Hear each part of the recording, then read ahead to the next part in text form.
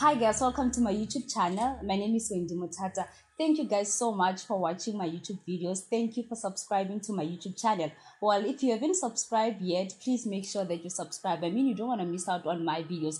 Well, today I feel very special. I mean, of course, we are broadcasting from Dallas Lodge. It's based in Pretoria, Silverton. As promised, today we have the veteran actor, the one and only, Macks Papo. Hello, Wendy. Hello. How are you? I'm very well, and I'm very COVID savvy. Okay, I can see that. But you know, for the quality of this production. They actually provided you with the mask. Oh yeah, give Dallas group. Yes, you guys can see this, right? You know, this is beautiful. all those wonderful things. Thanks to my friend and my brother, Dallas himself, James Coman, from Pretoria, Marothi, Silverton today. That's where we are. Great and thank you for hosting me. Thank you for making time for us. I mean, many people still remember you from Igoli, Rhythm City, The Throne. I loved that character, by the way. And of course, I miss that character. Saam. Really? I do miss it, yes. Okay. But yeah, we'll come back to that. We'll come back to that. So you referred to yourself as Senatla Papo. How did that name come about? Well, as you can see, today I actually particularly decided we are going African, we are going Afro. And because we are also, you know, in... this is a brand. Yeah, this is Macks Papo, because of, obviously, brevity of language and space, economy. Otherwise, I would have gone Macks Papo right there. But the designer said, no, otherwise it would be too busy. And every now and then, there are those platforms, there are those spaces which I operate in, because I'm a man who wears too many hats. This Macks Papo is the rebranded name. For, I would say, 5 years or so. People, or maybe more than 5 years, people have been calling unofficially, casually, nicely, and glibly, Macks Papo. Otherwise, people know me from television as Macks Papo. So I'm designed today by a friend from Ghana. I'm Ghanaian. And then, as you can see, you know, but you know, people know Macks Arata suit because they are also have a connection, you know, Marothi, Maphuthuma. Marothi has become a brand it is. On its own, in its own right. And because I wear Marothi and I carry Marothi, so I make that connection and the link with the local suit. So if you see me anywhere else, I will be branded as Macks Papo, but who wears suits. Very, very, very, very, very modern and African, but but there's always a touch of Africa somewhere. So when I'm like this today, I go all the way. People in certain places, they will know that there has to be a touch of Africa somewhere. And hence, you know, the African jewelry. For many, many years, I've always been a lover of African jewelry. And but that's just part of the brand. And today, the brand is no longer just Macks Papo. Somebody says, how did it come about? You asked me the question. Macks Papo. Before that, Macks, what M-A-C-K? So where did it come from? And I was once an exchange student in America. Okay. A couple of years ago, donkeys years ago. And I did my grade 12 there. I did high school, go Indiana, Columbus, in Indiana State. So did you come back because you went to vets? I went to vets later, obviously. That was a high school. I did my grade 12. And when I came back, I took only 1 year of a bit of a half a gap year. And then I enrolled to vets. I spent another 5 years, go vets, a couple of years ago again. The question of my age will be discussed in the next executive meeting. All right. I always joke about that. So then spent 5 years. And I like the fact that we are cutting to queue. So we are taking it to vets, and the vets, we spent 5 years there. And safe to say, I come out of there with an honors degree in dramatic art and a higher diploma in direct cinema, majoring in television and then acting. And I've never done anything other than those two things. I'm a theater and a television practitioner. Sounds very grand, but it is that. But before now going to vets, you are an actor, man. Before going to vets, did you know that you want to be an actor? I did always know. Oh. Because I was already involved on an amateur level. All right. It all started there. But even then, can I tell you, it was preceded by your typical, you know, when you got involved with the arts and the drama, and you should and you must and you will have started go Sunday school. Yeah. There's no exception here. I started go Sunday school. I played Jesus. Because I know school, I was Jesus Christ. So I started back there. And I'm talking way back in the 70s. Yeah. Yeah. So you played Jesus? I played Jesus. And funny enough, it was as if it was a start, because later years, I played Jesus, the body fella, go varsity. Go vets, I had an opportunity to play Jesus with my body structure and everything. And at the time, I was highly muscular and all that, but lean. So apparently, I was the perfect body for Jesus. And there I was and all that. Yeah, I played a lot of physical theater. And I mean, you heard me say I'm a theater and, and a television practitioner. I like to do this and just kind of be. I mean, that's how you see. Yes, and just and so why would Koshi do what's uncomfortable? Yes. And then and back there, go vets and all that. I did a lot of theater. Yeah. As a student, I had very little, and I have to say, very, very, very little social life. And thanks to that choice, because out of that came experience that was ready to start recording and registering my name. Whilst I was still still, you know, registering my name out there and just saying, guys, wait, listen to this name and the sound of it. One day I'll be part of the industry. And can I just tell you, already now in my third year, I was already doing professional, you know, productions and movies with cameo roles. Everybody starts somewhere. Those cameo roles, and then they got bigger and bigger. And I hadn't even graduated. Yeah. Safe to say, in my final year. So you were able to balance both your professional life and... but well, it wasn't to be fully professional. Yes. No, it's professional. It was professional, but it was not to be fully active in that. It will then disturb my studies. It was something that was doable and manageable, and already one was actually training oneself to know that at some stage, we must be ready for this, and somebody must then be ready and not just be thrown into the deep end without any inkling idea as to what is going on. So I had that opportunity and that privilege to work and rub shoulders with big stars already. And I'm not throwing names. I did work with those people who were paid shy whilst I was still a student. And it was quite beautiful. You know, those people were my mentors. These are legends, and they're still working. I mean, if you think about Ukok Nandinyen, these used to call me Macks way too. You know, so I was trained by the Pichaja code, and then already I was taught the ropes, and also the conduct, the professionalism, and the discipline, but humanity. If you have a touch of it, and then these people emphasize, you know that you're on the right track. I mean, I was acting for this thing that just whisked me away from the Wendy Center for the Arts at the time, which was called, and this is going to fascinate you because it started my whole television soap career. Egoli, does anybody remember Egoli, Place of Gold, Black Van Goud? We were part of the pioneer, the actors, Mama Toma Baba Munyembe, then. And safe to say, I spent another 15 years there. 5 golden years there. I worked with people like Bontati Musheshe, the character was nice to play, but for long, it sort of is one of those characters that kind of reached their sell by date, because what can you do with a very straight,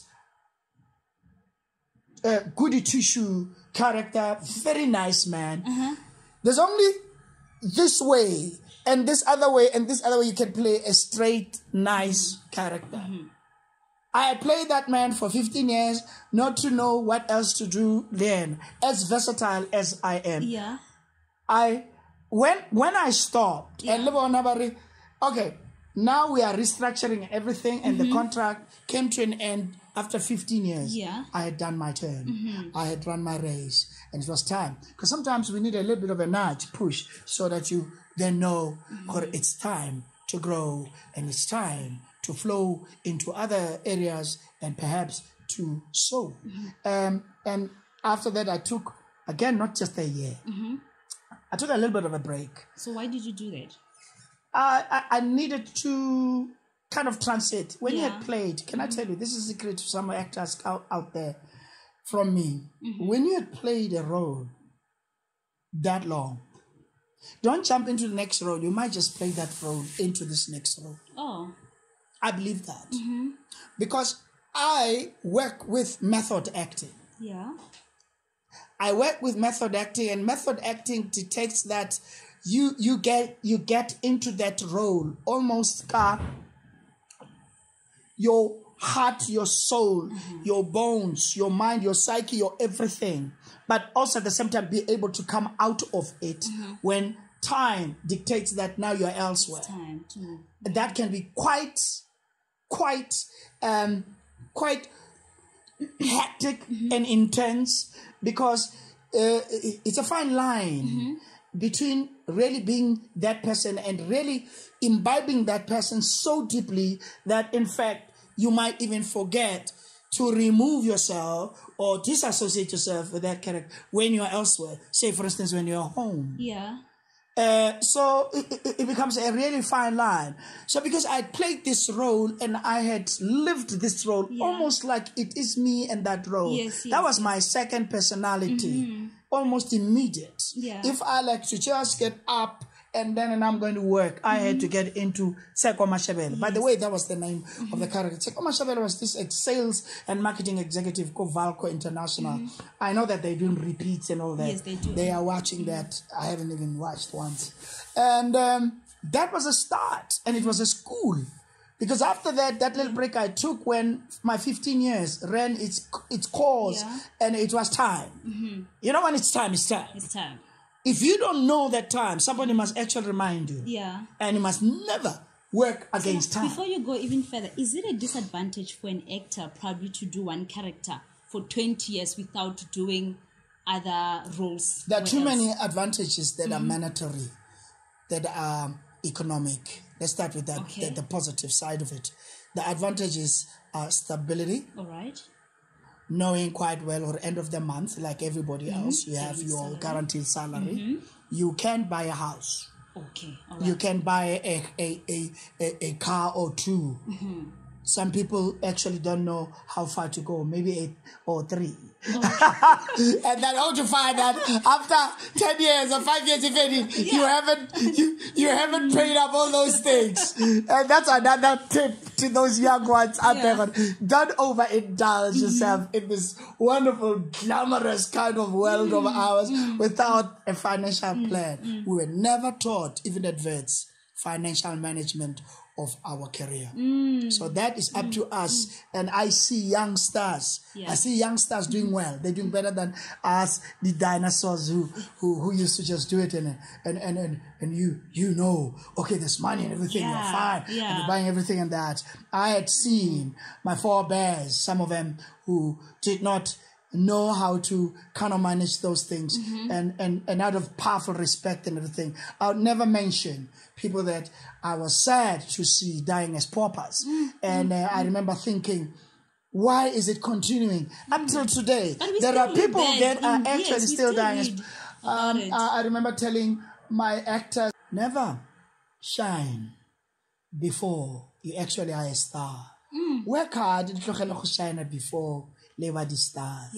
And don't aspire to be a star. A star will be almost natural and automatic when you begin to shine with your work. So always put a lot of effort, passion, and investment into your craft. Shape, sharpen it, and harness it. Make it your everyday passion. And can I tell you, no one can compete with that, because it is that's going to guarantee your longevity. Even after a couple of years, when you've done it all and you are there, people still want to work with you because you are not only talented, but you know what you're doing, but you are also, this is important, you're also very nice to work with. Hence, that whole element there, humanity and humility. That was very important. Yeah. Very important, because if you are this wonderfully talented man, but you're very hard to work with, you're difficult to work with. Even hard is okay, because at least you are delivering it, but you are difficult. Yeah. You're irritating, and people can't. Have you ever worked with such people? We work with all kinds of people. In there lies your answer. All kinds of people. So those will be one of those kinds of people. So maybe I have been an irritation, and my irritation would have been that I am allergic to mediocrity. Oh, I heard. I am allergic to mediocrity to a point of being a snob. When it comes to working hard and really wanting to do my work, but I'm very patient. I'm also very generous. I can bring my levels down to a level to make somebody look good. But when it's time to leave them there, I do. And then they start flooring. They start doing whatever they have to do on the floor, and may now be up there and doing my thing, because you can't overdo that. It's a beautiful balance that you have to do. But it's good to also know. And because I was trained with the ensemble, the culture of ensemble, where we carry each other and there's no star above everybody else. I was trained like that. You know, the work, the inner work that I mentioned here, it was that kind of work. We were all shown. We were all stars within that whole thing. But do you think that still exists in the career of acting in your industry? Is it still there, where everyone is working as a unit? Not in television. Not in television. Television is such that so sad sometimes that in fact certain people are made to think that they actually carry a production. So they even go to an extent of being called number 1, number 2, number 3, which is very sad. When you begin to take these numbers literally, they might just fly away with you and not the other way around. And you find yourself when that production, and in our industry we call it the gig, when that gig is over, no one wants to touch you, because you've made yourself so much part and parcel and furniture and all, with your heart and bones and everything. That production, as if nothing else exists out there. Only that production. I always say you are as good, and I was told and taught that, as good as your last production. Because after that, no one cares. You need to come here and bring us and show us and in fact convince us that you are the right person, or if not the right man. And that's not being chauvinistic. It's just a language for the job. And then when I'm here, the fact that I have a degree, I have this and that, doesn't even matter. I've never had to produce it once. But the fact that it's there and somebody knows that it's there is empowering. That is power. Well, some of us have been honored by certain productions to be invited to come play certain roles. And when that happens, it's nothing but an honor and a privilege. It's not a right. It's not a right. And that is why sometimes I go to certain, auditions, and I find some of the men and women that I respect and revere, and they're in a queue. I say, this is wrong. It is also because of the system. Our production system, our production line system, our industry operates in such that we are still actors and we are still numbers, and they want this number, they want that actor and everything because of what they can get out of that actor. But if you can declare yourself that actor that's employable, that actor that's going to have longevity, that actor that's always going to be nice to work with, but that actor that's always going to be consistently delivering, you will always be in word. But be humble.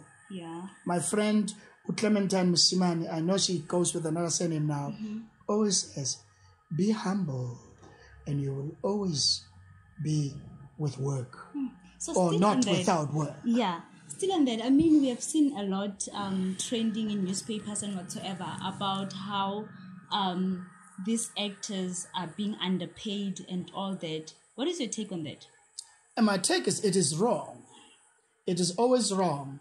But it is not wrong because it's done by my industry. It is wrong all over. And the reality of this country is such that it is always, I don't know if one can safely say encouraged, but it has never been discouraged enough that people will actually be afraid to continue doing it and getting away with it.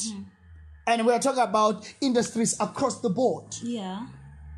Be it in production, like we are in media productions, or be it in construction, and we know the amount and the pittances that our people earn. You know, per some hour. Somebody saying we are getting what, 25 rand or something an hour or what. Sure. Today we can talk, as actors, that no, 5,000 is not enough per call. And someone says, but if you are getting so much per month, or at least 2 months, and you made something like 150 grand, and I'm not quoting names, what is wrong? I heard somebody asking, I heard a broadcaster interviewing one of our own, and said, but somebody will die to have that kind of money. Oh. Why are you complaining? Yeah. The argument is, the difference between you and I earning the 150 grand or more for those 2 months is that for the next 3 months, I don't know where my next money is coming from. And the kind of lifestyles we live in here with a high, cost of living, and you have a bond to pay, you have a car, at least a car. I mean, in my industry, the reality is that if you have got 2 cars, hell, that's beautiful. And we are happy for you. Fully paid off. You are rich. You got 2 cars, my fellow thespian actor, colleague, and you have a bond. Yeah. Now, my reality is that let me have my car paid up. Yes. Let me have my bond also paid up, or at least 75% paid up. And then I know I'm working towards actually owning something. And then we can start talking about glamour and glitz and all these luxuries and the frills and the thrills of our industry. Because our industry, you need to look successful in order to be attractive and interesting. People want you because you smell money. Yeah. Even brands want to associate with brands that smell money and that can attract money. If you smell money, you attract money and you attract success. Yeah. So we found that the reality of our industry is such that you be like that or you fit in like that. But the reality behind the scenes is that it does not afford that.